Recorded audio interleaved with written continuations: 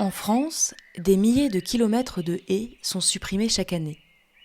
Reconsidérer cet élément paysager autrefois banal en replantant de nouvelles haies, c'est agir dans une optique agricole respectueuse, mais c'est aussi offrir à la faune sauvage des corridors écologiques qui connectent les habitats entre eux. Ce matin d'automne, dans la plaine de Méaudre, Francis, agriculteur, concrétise une action de plantation soutenue par le parc naturel régional du Vercors. Aujourd'hui, ce qui est bien, c'est que c'est un projet collectif. Donc c'est ces arbres qu'on va planter. Tout le monde va pouvoir les voir grandir. Et puis surtout, c'est aussi une aide pour moi, parce que planter 300 arbres tout seul, ça serait plutôt compliqué. Donc voilà, aujourd'hui, on remercie tous ceux qui viennent nous aider.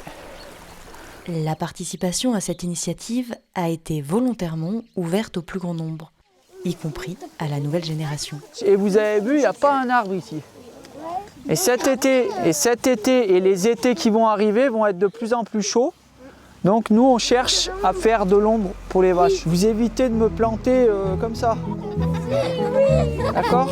Autrement, ça ne va pas faire.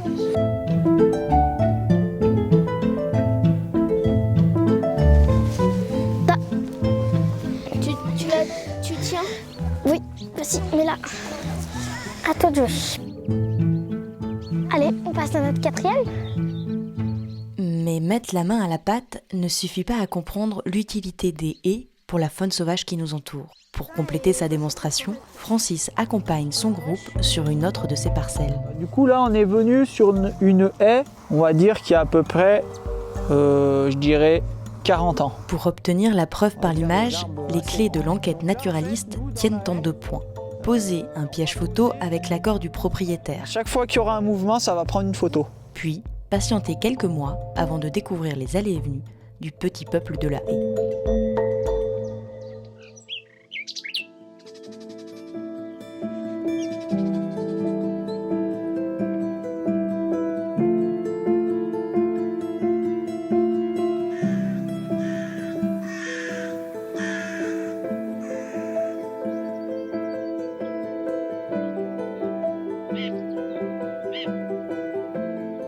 Si la dimension paysagère des haies participe à la richesse faunistique et floristique de nos communes, l'arbre, en tant qu'individu, mérite aussi une attention particulière.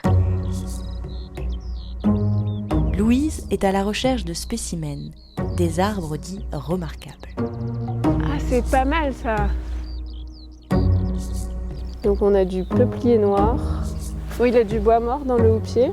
Jusqu'à 38 mètres de haut. Avec un diamètre supérieur à 60 cm, un âge et une taille qui forcent le respect, ils sont de véritables immeubles qui offrent à tous les étages le gîte et parfois le couvert. Porter une attention à ces arbres en les référençant au niveau communal, puis en alertant les propriétaires, permet d'augmenter les chances de survie de ces doyens sculptés par la main de l'homme. Mais en fait, c'est marrant parce que ça fait une tête de chouette avec eux. Si vous croisez de tels arbres sur votre chemin, alors partagez vous aussi vos observations sur l'outil dédié de sciences participatives du Parc naturel régional du Vercors.